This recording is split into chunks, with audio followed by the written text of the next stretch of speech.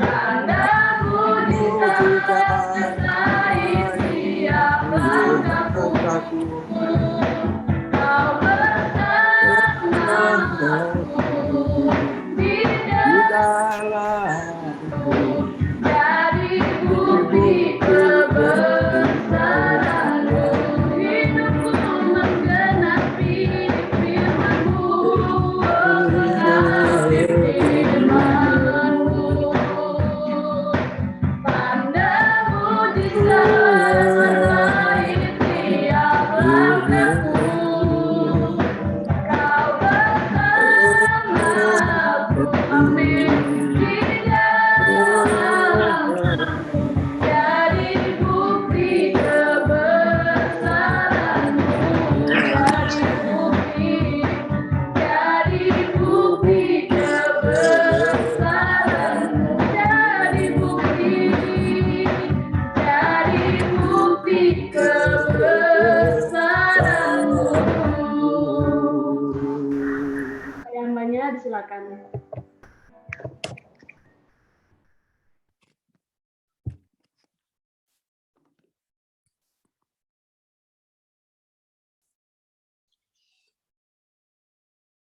Mari kita berdoa, mohon tuntunan Tuhan di dalam firman yang akan kita dengarkan, sehingga biarlah firman-Nya berkuasa yang akan memberkati kita dan memberikan kekuatan di dalam kehidupan kita, di dalam kita melayani Dia.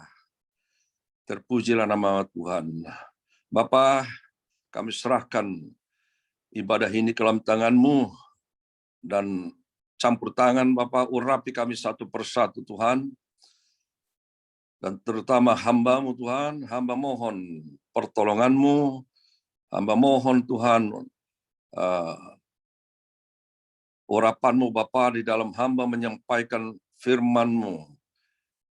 Biarlah Engkau Tuhan yang campur tangan, sehingga firman-Mu boleh kami terima dengan kuasa-Mu yang luar biasa. Terpujilah nama-Mu Tuhan, dalam nama Tuhan Yesus, yang siap mendengarkan firman Tuhan bersama saya, sama-sama katakan, amin. Salam. Shalom. Semua Bapak Shalom. Ibu yang saya hormati, saya terlebih dahulu mengucapkan syukur dan terima kasih kepada hambanya Pak Pendeta Dr. Adolf Butar-Butar yang memberikan waktu bagi saya untuk sharing firman pada pagi hari yang indah ini di dalam doa subuh. Sekarang di Sydney udara cerah, udah beda jam kita 3 jam. Ya, jadi saya bersyukur dan juga bersyukur kepada Tuhan.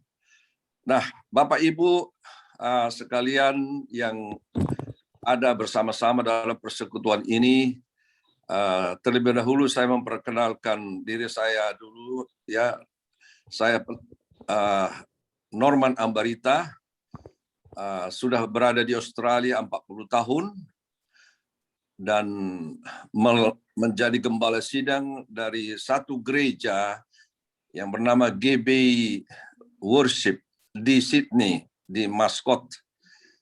Dan kami mengadakan ibadah setiap hari Minggu, ada ibadah youth, sekolah minggu, dan juga menara doa hari Selasa sampai hari Jumat setiap hari, dan hari Sabtu ada persekutuan doa di beberapa tempat.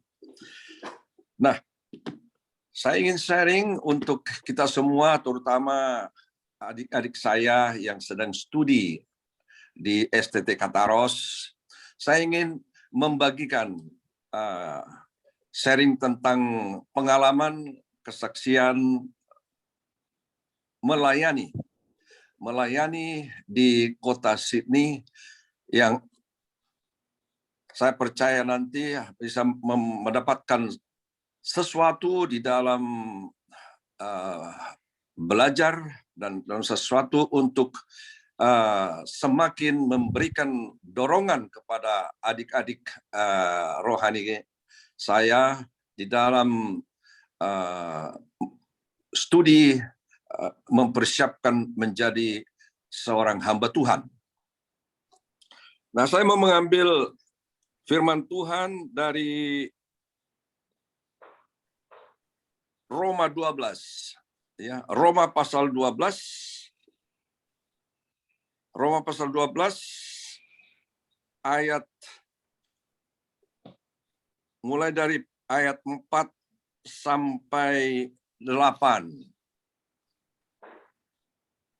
Surat Paulus kepada jemaat di Roma pasal 12 ayat 1 ayat 4 sampai 8. Yang judulnya adalah kesatuan hati melayani gereja. Saya akan bacakan dan kita ikuti bersama-sama. Sebab sama seperti pada satu tubuh kita mempunyai banyak anggota, tetapi tidak semua anggota itu mempunyai tugas yang sama. Demikian juga kita, walaupun banyak, adalah satu tubuh di dalam Kristus, tetapi kita masing-masing adalah anggota yang seorang terhadap yang lain. Demikianlah kita mempunyai karunia yang berlain-lainan menurut kasih karunia yang dianugerahkan kepada kita. Jika karunia itu adalah untuk bernubuat, baiklah kita melakukannya sesuai dengan iman kita. Jika karunia itu untuk melayani, baiklah kita melayani. Jika karunia itu untuk mengajar, baiklah kita mengajar. Jika karunia untuk menasihati, baiklah kita menasihati. Siapa yang membagi-bagikan sesuatu, hendaklah ia melakukannya dengan hati yang ikhlas. Siapa yang memberi pimpinan, hendaklah ia melakukannya dengan rajin. Siapa yang menunjukkan kemurahan, hendaklah ia melakukannya dengan sukacita. Firman Tuhan ini berbicara tentang pelayanan. Firman Tuhan ini berbicara tentang pembentukan khususnya mahasiswa daripada sekolah STT Kataros. Di dalam mempersiapkan saudara-saudara yang sedang menempuh pendidikan ini, akan dipersiapkan nanti menjadi seorang gembala, menjadi seorang hamba Tuhan, dan menjadi seorang pendeta yang nanti akan menggembalakan jemaat. Di dalam menggembalakan jemaat, kesatuan hati adalah satu pokok yang sangat penting. Di gereja kami di GB Worship, saya selalu menekankan visi gereja ini yang pertama adalah menjadi serupa seperti Kristus. Yang kedua adalah menjadi satu keluarga Allah. Kenapa saya tekankan menjadi satu keluarga Allah? Karena jemaat datang dari berbagai-bagai ragam background. Dan di jemaat saya banyak jiwa-jiwa yang baru menerima Yesus, yang dari Buddha, yang tidak mengenal Yesus, dan yang kehidupannya yang telah dirubahkan. Sydney adalah kota yang penuh dengan godaan, penuh dengan segala-galanya yang tidak berkenan kepada Tuhan. Nah, di dalam melayani jiwa-jiwa jemaat, kita memerlukan pertolongan Tuhan. Bukan karena kekuatan, tetapi adalah karena pertolongan Tuhan. Nah, untuk itu, saudara-saudaraku yang sedang belajar dan rekan-rekan hamba Tuhan, kesatuan hati itu sangat penting. Dan yang kedua adalah kerendahan hati. Dikatakan di sini ayat 7 dikatakan jika karunia untuk melayani, baiklah kita melayani. Jika karunia untuk mengajar, baiklah kita mengajar. Yang ayat 8 dikatakan jika karunia untuk menasihati, baiklah kita menasihati. Dan siapa yang membagi-bagikan sesuatu, hendaklah ia melakukannya dengan hati yang ikhlas. Kesatuan hati di dalam pelayanan, di dalam satu gereja sangat penting. Kenapa saya katakan sangat penting? Sebab di dalam melayani kita harus memiliki satu ketaatan atau ketundukan, submit kepada gembala sidang kita. Walaupun pendidikan kita, mungkin kita lebih pintar daripada gembala kita, tetapi karena kita masih dalam penggembalaan dan gembala kita adalah gembala kita, nah kita harus menempatkan diri submit kepada gembala kita di gereja masing-masing. Dan ini yang harus dimiliki oleh saudara-saudaraku yang sedang studi, bahwa untuk meraih satu pelayanan yang diberkati Tuhan, untuk mendapatkan satu pelayanan yang mendapatkan tuntunan dari Tuhan, kita harus submit.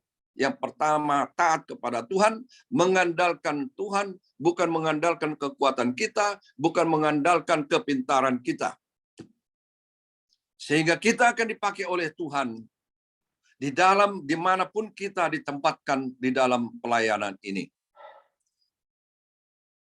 Kenapa saya singgung tentang kesatuan hati? Sebab kita tahu di mana-mana roh Isabel atau roh ketidaktaatan atau roh pemberontakan itu terjadi di mana-mana di gereja Tuhan. Oleh karena itu, saudaraku, untuk mendapatkan satu pelayanan yang luar biasa, yang berkenan kepada Tuhan, maka kita melayani sesuai dengan karakter Kristus. Artinya Tuhan Yesus mengajarkan kita untuk tunduk, rendah hati, lemah lembut, dan memiliki kasih di dalam kehidupan kita. Kita harus memiliki ini sebagai, kalau nanti adik-adik sesudah jadi gembala. Nah, mulai daripada pendidikan sekarang ini, milikilah ini. Dan senantiasa mintakan hikmat dari Tuhan, pertolongan dari Tuhan di dalam mengikuti setiap pendidikan selama beberapa lama ada di dalam pendidikan. Sehingga nanti setelah selesai di dalam pendidikan ini, akan terjun ke dalam pelayanan. Apakah itu nanti masuk di dalam satu gereja? Apakah nanti akan menginjili? Apakah ada misi-misi yang lain sesuai dengan panggilan daripada adik-adik saya ini? Nah, untuk mendapatkan itu, mintalah kepada Tuhan, panggilan apa yang Tuhan sudah tempatkan di diri masing-masing kita pada saat dalam pendidikan ini. Persiapkanlah. Dan yang ketiga adalah miliki hati menyembah. Miliki hati yang memuji Tuhan. Memiliki hati yang menyembah. Kenapa? Untuk Tuhan itu paling disenangkan kalau kita menyembah Dia. Itu yang terutama, karena di dalam menyembah Tuhan, di dalam worship, di dalam penyembahan, kita harus memiliki kerendahan hati. Kita harus memiliki kasih di dalam hati kita. Kita harus memiliki ketundukan, submit, dimanapun kita ditempatkan, ya submit kepada gembala kita, submit kepada pemimpin kita, sehingga Tuhan akan melihat bagaimana pelayanan kita, sehingga Tuhan akan mengangkat kita, Tuhan akan terus membimbing kita di dalam pelayanan ini nanti sesudah selesai dari pendidikan ini. Berbicara tentang tantangan di dalam pelayanan, memang melayani itu tidak gampang. Melayani harus memiliki hati yang kasih, memiliki hati yang membantu atau saling membantu, dan harus memiliki mengasihi jiwa-jiwa. Bagi saya,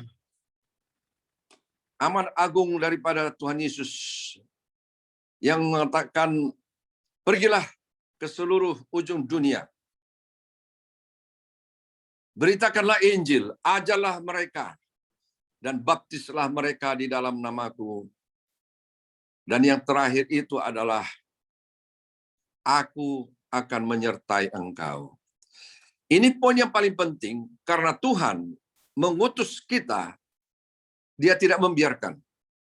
Tuhan mengutus saudara nanti dalam pelayanan, apakah menginjili, apakah misi, atau pelayanan yang lain.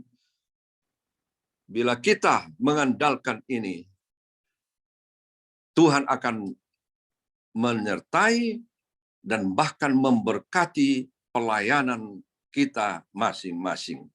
Tapi yang terutama adalah miliki hati menginjili. Miliki hati memenangkan jiwa. Sebab akhir zaman ini, inilah yang Tuhan sedang perintahkan kepada semua para pelayan, semua kita rekan-rekan gembala, dan juga semua khususnya yang sedang belajar di sekolah teologi. Miliki hati, miliki visi ini mulai dari awal, dan ambil satu ketetapan, satu cita-cita di dalam menjalani pendidikan ini, sehingga itu nanti Tuhan akan terus membina saudara dan akan terus mengangkat saudara nanti di dalam pelayanan, yaitu menginjili dan memenangkan jiwa.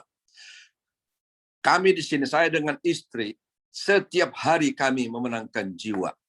Di mall, di tengah jalan, dalam bertemu dengan orang, dan khususnya saya karena gembala sidang, tapi saya masih juga pengusaha. Ya. Pengusaha artinya untuk mendukung pelayanan saya.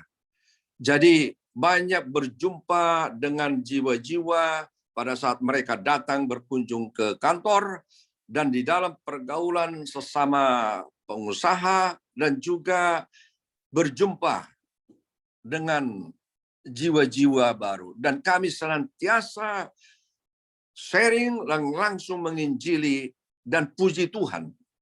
Umumnya tidak menolak pada saat kami mendoakan mereka, pada saat kami menantang mereka untuk menerima Yesus. Kami bersyukur. Kenapa? Karena Tuhan menyertai, Tuhan membela, dan Tuhan menolong. Sehingga kami merasakan bagaimana indahnya menginjili, indahnya memenangkan jiwa. Kenapa? Karena kita tidak berjalan sendiri, tetapi Roh Kudus atau Tuhan menyertai saudara seperti apa yang dijanjikannya di firman Tuhan itu. Oleh karena itu, pesan saya kepada saudara-saudaraku yang sedang ada di dalam studi ini, milikilah lebih banyak, artinya sharing, tidak ada alasan. Misalnya saudaraku mulai dari sekarang sudah mulai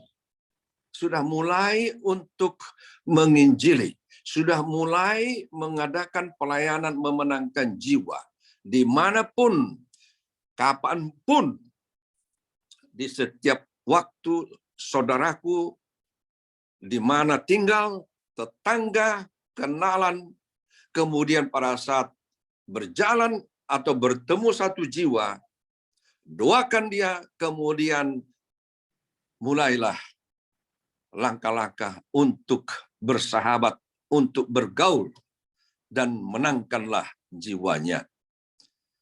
Kalau saudara sudah mulai dari sekarang sambil studi, saya percaya saudara-saudara nanti akan terpilih menjadi seorang penginjil atau hamba Tuhan yang sangat diurapi oleh Tuhan. Saya pikir cukup sharing ini, Pak Adolf. Mungkin waktunya sudah habis ya, Pak? Belum Pak, masih bisa belum. 5 menit lagi. 5 menit lagi. Ya, kesaksian pelayanan di sana Pak, untuk memotivasi kita semuanya bersemangat. 5 menit lagi Pak. 5 menit. Ya.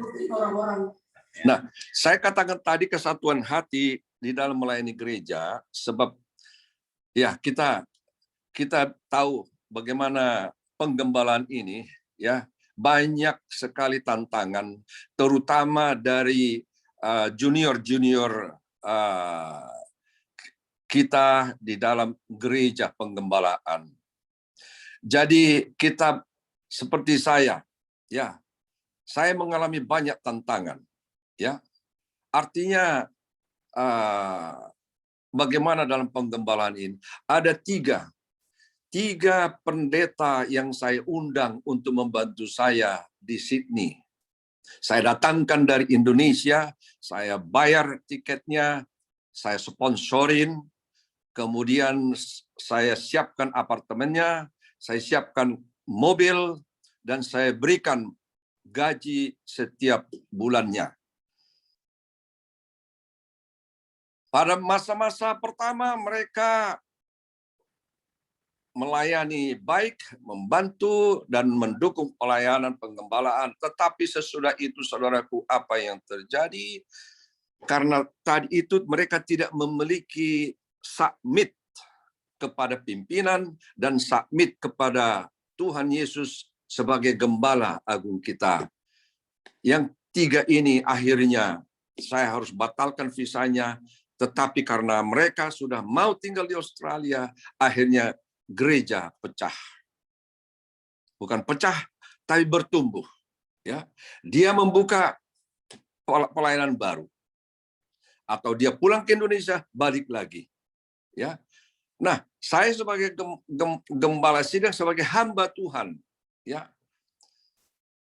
melihat bagaimana apa yang terjadi ini, saya kepada Tuhan saya katakan, Tuhan, campur tanganlah. Jadi artinya saya kasihkan contoh ini, memiliki ketundukan submit kepada gembala sidang kita sangat penting. Karena saudara-saudara nanti waktunya ada diberikan Tuhan untuk menggembalakan sendiri. Nah, kalau saudara sudah memiliki satu prinsip ini, ya, di dalam penggembalaan, dan terus membina kesatuan hati, saudara pasti nanti akan mendapatkan satu penggembalaan yang baik dan didukung oleh junior kita di dalam gereja. Ya. Yang kedua, pelayanan di Australia sangat berat. Kalau boleh saya katakan di Indonesia lebih enak. Ya, kenapa? Saya katakan yang pertama, jiwa-jiwa menginjili lebih gampang di Indonesia daripada di Australia. Saya katakan demikian karena di Australia kehidupan itu sudah makmur. Boleh dikatakan tidak butuh Tuhan. Kenapa? Kalau sakit sudah langsung ke rumah sakit, tidak bayar. Kalau tidak ada pekerjaan, dapat tunjangan setiap minggu. Dan kalau kehilangan pekerjaan, dapat tunjangan dari pemerintah. Dan kemudian nanti kalau sudah artinya pensiun, ada tunjangan dari pemerintah.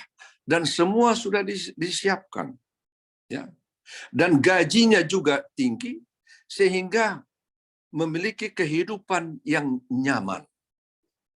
Nah, ini adalah roh mamon. Nah, sehingga karena sudah kehidupan yang nyaman, ya comfort zone istilahnya, ya comfort zone. Nah, kalau sudah memiliki comfort zone, mereka tidak butuh Tuhan lagi. Dan inilah tantangan bagi kita, para pelayan Tuhan, di dalam pelayanan, di dalam memenangkan jiwa, di dalam membawa jiwa-jiwa ke Tuhan.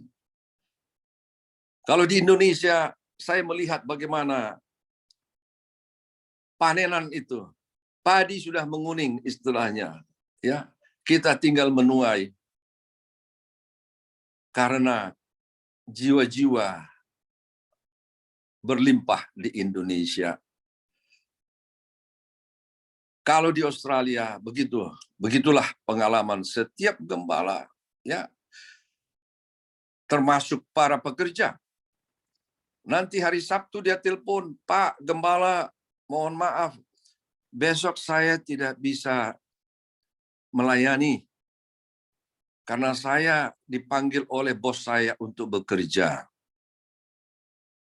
Nanti juga ada jemaat, dia telepon, Pak Gembala, Pak, saya nggak bisa besok beribadah. Kenapa? Ya, ada barbecue, ada yang ulang tahun.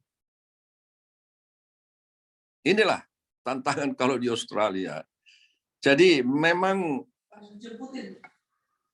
di Australia begitulah, khususnya di sini. Dan kita kadang-kadang harus jemput mereka. Saya harus pesan Uber untuk misalnya mau datang ke gereja karena tempatnya bisa 50 km dari gereja. Uber, saya bayar Uber, saya bayar taksinya karena tidak memiliki kendaraan. Nah, ini tantangan yang sangat besar di Australia.